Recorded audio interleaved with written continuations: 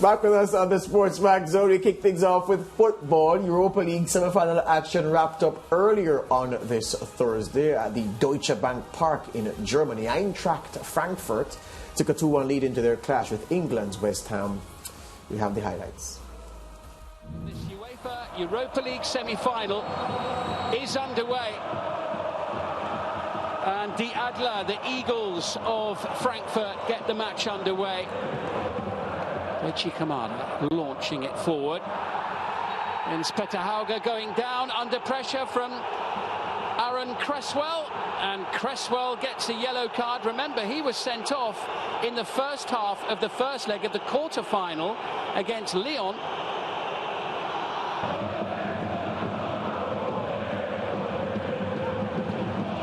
For this tangle just yards outside the penalty area.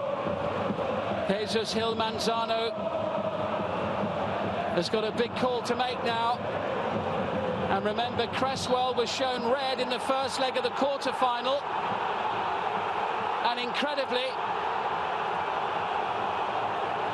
he is going to be shown red in the second leg of the semi-final. No saves required so far from Alphonse Areola. Just that free kick from Kostic wide of the post. Here's Knauf looking to change it. Boré slams it home. This is a player who's only scored once in the Bundesliga since the first week of January. Free in the box, picked his spot, 1-0. Now, what can West Ham do with this situation as Jared Bowen sends it in, and at the far post, oh, it's cleared off the line. Hauger in towards Raphael Boré. Decent effort. Souček has got Antonio on the far side. Fornals bursting through the middle. Bowen getting up there as well. Souček's in the penalty area. Just pushed away by Kevin Trapp. It's all just getting a little heated down in the technical area.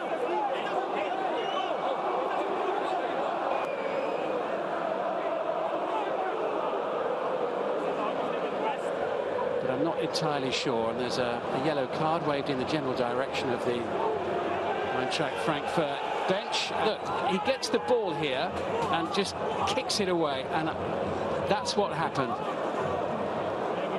And it's a red card, the second red card of the night for West Ham, and this time it's their manager David Moyes. Since the 1980 UEFA Cup, as the Europa League was then, as the shot sent in.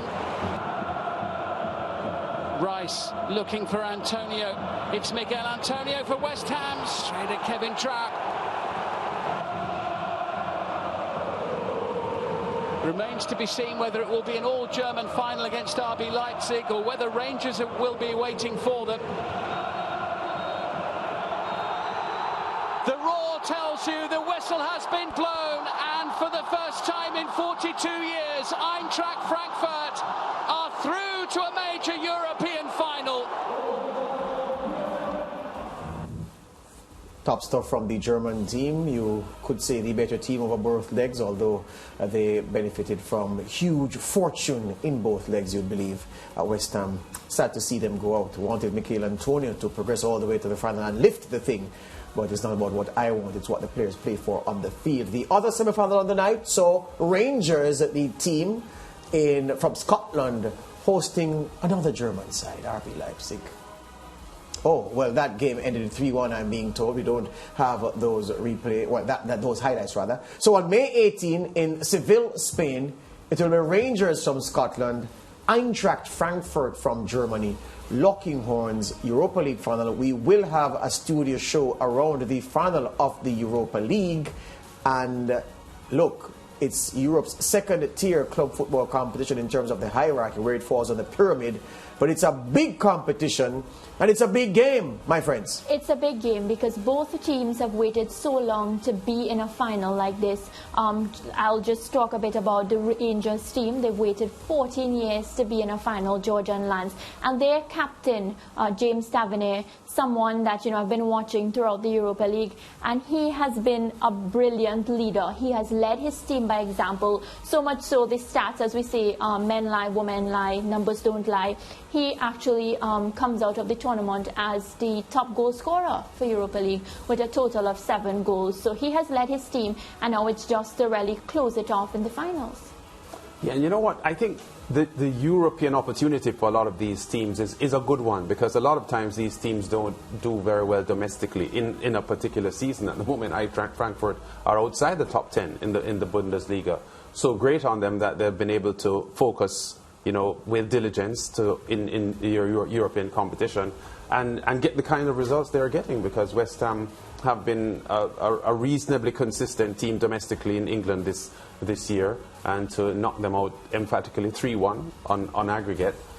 Solid result for the German team. And Lance talks about being able to focus. Today in that match, again, it appeared like a boxing match. So much so that coach David Boyes, when he was supposed to be the one to keep calm, he got a red card too. So I felt as if Eintracht Frankfurt were the more responsible, the calm, the cooler of the bunch, and you see how that paid off for them, George.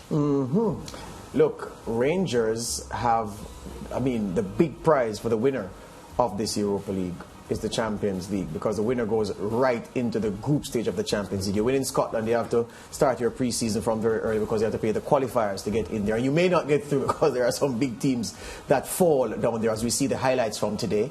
That was 1-1 on aggregate from the 18th minute. We spoke about this game last week, and I reminded the viewers that at Ibrox, that's Rangers' home ground, the atmosphere can feel like the most oppressive pit for opposition players, and that's what Rangers turned it into, and the home crowd pushing them blood and thunder from the first minute, and that's how Giovanni Van Bronckhorst's team got in there. We have to congratulate Giovanni Van Bronckhorst, because at the start of the season he wasn't thinking about coming to Rangers to do his work.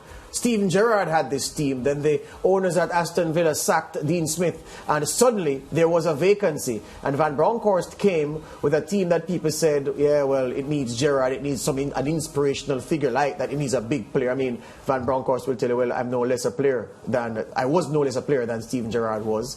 I name a competition that he won that I didn't.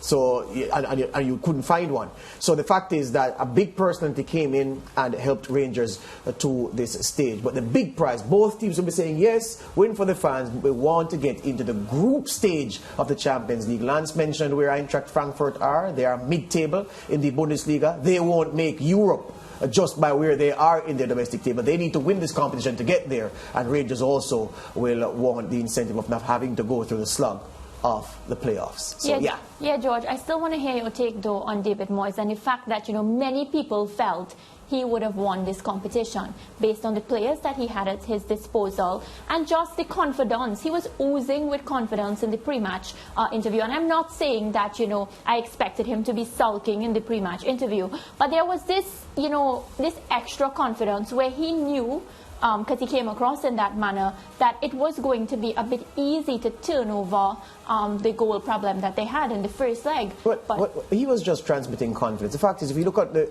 on paper on the 4 teams that were in the semifinals, Eintracht Frankfurt are a very good German team and traditionally have been strong.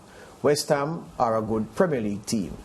But Rangers are one of the biggest names and the biggest brands in European club football, notwithstanding the fact that they've never won the Champions League, but they are an institution in a way that West Ham aren't. RB Leipzig are a talent nurturing factory, and RB Leipzig have a brand, a trademark of exciting attacking football that West Ham don't. So in real terms, what I say that to say, if you put the 4 teams on paper in terms of profile and how the teams play their football, West Ham wouldn't have been favourites to get into the semi-final, but Moyes had to speak the way he did because he had a team that was playing well and he wanted to make the boys believe in themselves that they could go all the way. But in real terms, they weren't favourites for the thing because they didn't have the profile of at least 2 of the 4 teams in the semi-final pool, and he'll still feel though that they had the tools to get to the final. When you lose Aaron Cresswell early and you have to make tactical changes, then you're going to be up against it, away in an atmosphere such as the Eintracht Frankfurt arena. So, yeah, well, Aaron tough Cresswell, luck. he seems to be making this red card situation a habit, George and Lance, so he definitely needs to sort himself out. Y'all want to call it before we continue? Can I just add, though, that West Ham, apart from the point that George just made about how they were stacking up going in, their form hasn't been very good in recent weeks. They were on a 3 or 4 game winless run. I think they've won just 1 of their last 7 or 8 games. Yeah. So their form wasn't inspiring confidence going into this. And their best scorer has scored only 1 goal since New Year's Day. That's Mikel right. Antonio. That's right. Yeah, so it's a team that is on its knees at its physical, its lowest ebb, because it has been playing above itself from the start of the season. The squad is small. These players are gassed. So call it now. Not support. Oh, for me, Final. Rangers, Eintracht Frankfurt. I can't bet against a German team in a European final against a team from Scotland. I just can't. I want Rangers to win, but I think Eintracht Frankfurt will win. Lancey? I'll take Eintracht Frankfurt as well. I'll take Rangers then. We want to watch if Kemar Roof gets fit to play in that final, because he's been out with a knee problem for several weeks now, but I think he's sort of getting back to playing condition, so that's another factor that we look at as well. All right, the semi-finals in Europe's 3rd-tier competition, the Conference League, also wrapped up earlier on Thursday at the Stadio Olimpico in Rome, the Eternal City. AS Roma hosted Leicester. The Stadio Olimpico, a cauldron of noise for this UEFA Europa Conference League semi-final 2nd leg. Pellegrini over the free kick. And poured away by Schmeichel. Mancini poised to make his move. Here's Smalling. And this time Schmeichel in trouble. Abraham! A brilliant header. And Tammy Abraham gives Roma the lead. Managed to get away from Ricardo. And Schmeichel given no chance.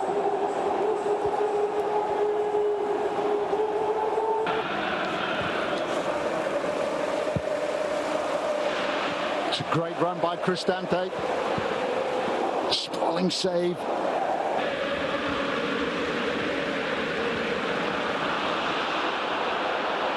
Abraham. Zaniolo. Iheanacho just in front of the goalkeeper, Rui Patricio. Vardy. Another big leap by Smalling. Maddison. Dewsbury Hall. That will be a Roma free kick. Justin. Managed to dig out a cross. Marty. It's now or never for Leicester City if they're to get an equalising goal. Iheanacho. Vardy. Shepherded away by Mancini. And that should be it. Roma have done it.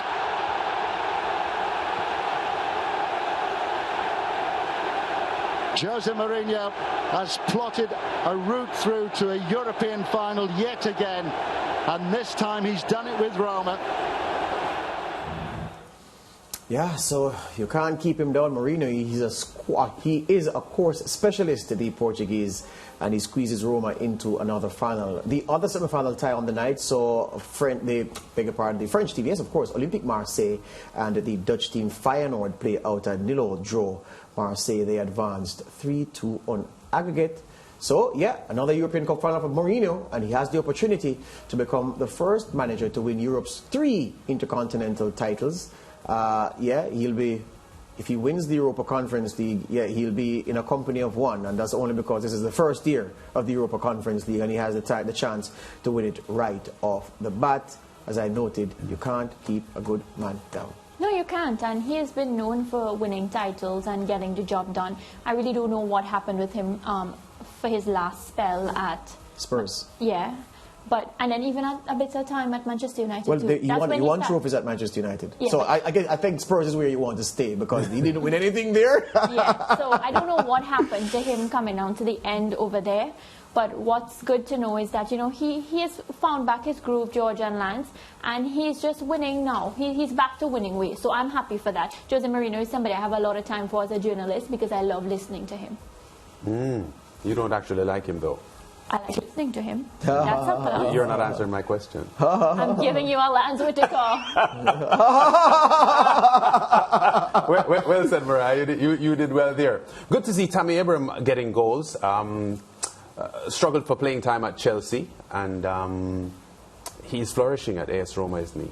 A good solid striker. He will score goals. He is strong, and he is a very physical player. Difficult for defenders to hold him, so he made the difference today. Yeah, for a moment there, Mariah, Whitaker was like, he expected me to jump at him and say, oh, Tammy Abraham. No, but I agree with you. Yeah. I agree with you. Yes, he's a powerful runner with the ball. His attributes are make him perfect for Serie A. In the same way that Lukaku was perfect for Serie A, Abraham's game is similar to not as much bulk, but the same power. Lukaku more powerful, but the similar attributes. And Tammy Abraham's season with Roma, where he's one of the leading scorers in Serie A, and he's fired them to the Europa Conference League final, is an example to those players, not just in England, but everywhere else around the world at big clubs, who are sitting on the bench, getting 2 games here in the 3rd or 4th tier cup competition, sitting on the bench for 3 months, no football, getting some crumbs, getting some scraps to feed off. Go somewhere else and further your career. You should be playing football. You're a footballer. Play football every week. This is an example to those who continue to sit on the bench of the big clubs and their careers are going down the drain. And I'm looking at other men at Chelsea, like Ruben Loftus-Cheek, who every so often, when he's not on loan, he gets dusted off and is given 3 games here or 2 games there, and that's all that his career will amount to. Go somewhere and play regularly. The other thing is this. You know that I am not a fan of Brendan Rodgers. Everybody is, oh, Brendan Rodgers to Man United, Brendan Rodgers. Brendan Rodgers to me is well, I want to say it in a way that can be universally understood, but I don't know, portion to manager, I'm sorry. Yeah? He's not much. And he proves it again today. And this is the end of the cycle for this Leicester team. Injuries have finally caught up with Vardy. He couldn't stay fit this season. Yuri Tielemans, their much coveted midfielder, he's going, the number 8 at the end of the season. James Maddison, this is his last season at Leicester City because he wants better. He wants to be playing for big trophies, big competitions. He doesn't want to be middling around. And a couple other guys in this Leicester team are set to depart as well. So it's the end of a cycle for them. Some of these stalwarts of their Premier League success, well, Vardy and a couple of others are left. But in real terms, this team will have a different look at the start of the season. So Mourinho will have closed the chapter on this Brendan Rodgers team. And in months to come, if Brendan Rodgers ever comes across Mourinho again and speaks out of turn, Mourinho will remind him that I did this to you. But Jose, the Dark Prince, congratulations once again. And let's see. Listen, let's call it. I don't think anybody will call against Roma. No. Yeah, I'll take Roma as well. I'm taking as we break, if you have a one-off football game to win, a one-off game, and you have your Klopp, your Guardiola, your Mourinho, your Ancelotti, whomever else. There's no way in hell I'm taking anybody but Mourinho. To win one game, especially if his team is the underdog, yeah, you can guarantee Mourinho is going to find a way to win. We're going to find a way to break right now. Let's go.